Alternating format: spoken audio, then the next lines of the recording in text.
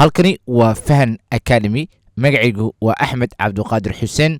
waxaynu ku jirnaa buugga lagu magacaabo English 8 Standard 1 oo ah buugga koowaad. waa buug ka mid ah buugaagta taxanaha ee ka kooban ilaa 8 buug ee la isku yiraahdo English 8. waxaynu maraynaa lesson 8 casharka 8aad. casharkan ciwaankiisu waxa weeyaan he and she.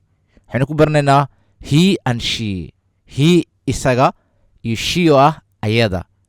marka he and she ayaynu ku baran doonaa qaabka loo adeegsado. intaan hore u gelin darsigeenna, haddii aad nagu cusub tahay naga daawanaysa dhanka YouTube-ka, fadlan subscribe dheh, like na saar muuqaalkan. sidoo kale haddaad nagala socota dhanka Facebook-ga, soo follow garee page-ka, sidoo kale sii share garee, like na saar muuqaalka. mahadsanid. A. Andrew, he is a boy. David, he is a brother of Andrew. John, he is a father of the children. qaybta A waxaynu ku baranaynaa si loo isticmaalo he. Andrew, he is a boy. Andrew qofka la yiraahdo he is a boy waa wiil isaga. marka Andrew waa magaci, he-na waa magacuyaalkii. qofkaynu ka hadlayna hadduu yahay qof rag ah oo keligii ah, waxaynu isticmaali karnaa he. waxaynu leenahay he is a boy ama Andrew is a boy. marka he-da waxay u taagan tahay Andrew. David, he is a brother of Andrew. David, he is a brother of Andrew. David, he is a brother of Andrew. waa walaalka Andrew. marka David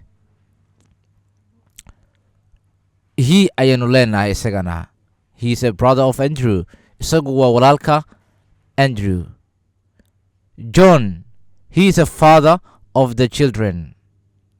John ninka la yiraahdo he is isagu waa a father aabaha of the children ee caruurta. David iyo Andrew aabahood weeyaan. marka Andrew, David iyo John magacyaalkoodu waa he, maadaama loo tixgelinayo lab ahaan. qaybta B. Mary, she is a girl. Elizabeth, she is a sister of Mary. John, she is a mother of the children. Mary waxa weeyaan magac weeyaan. magacyaalku waxay noqonaysaa marka she. haddii laga hadlayo qof dumara keligii ah, magacyaalkiisu waxa weeyaan she.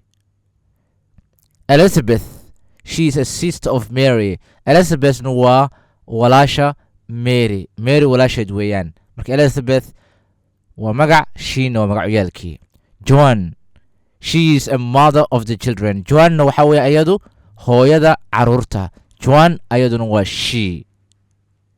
marka Mary, Elizabeth iyo John waxa weeyaan nounkii, waa magacii weeyaan.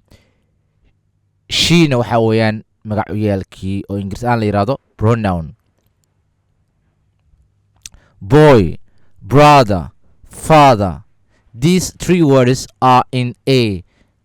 Boy, brother iyo father. saddexdaas erey waxay ku jiraan qaybta A.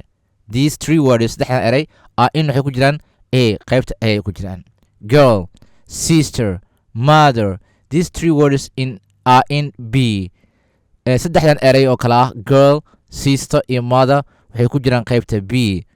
The words in A are known as he words. The words ereyada in ku jira A qaybta A are known waxaa loo yaqaanaa as he words.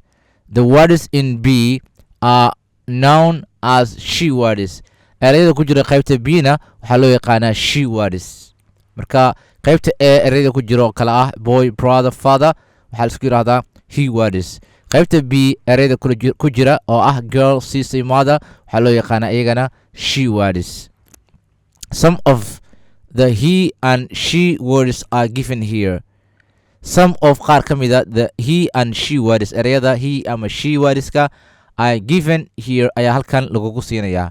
Remember them, xasuusno marka. waa kuwana he iyo she, waa lab iyo dhidig, waa isaga iyo ayada. waxay la macno yihiin male and female, lab iyo dhidig. Boy, girl.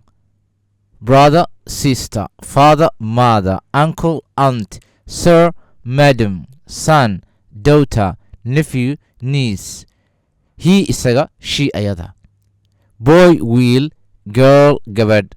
Brother waa walaal wiilka walaalka ah ama aboowe. Sister waa abaay ama gabadha ku dhalatay sister. Father aabe. Mother hooyo. Uncle waxa weeyaan adeer. Aunt eedo. sidoo kale abti iyo haweerar waa loo isticmaali karaa. Sir madam. Sir waa mudane. Madam waa marwo. Son waa wiilka. Daughter waa gabadha. Son marka leedahay wiilkayga my son leedahay, gabadheedan my daughter. Nephew niece. Nephew waa wiilka abtiga ama adeerka u tahay ama loo yahay. Niece waa gabadha abtiga ama adeerka aad u tahay.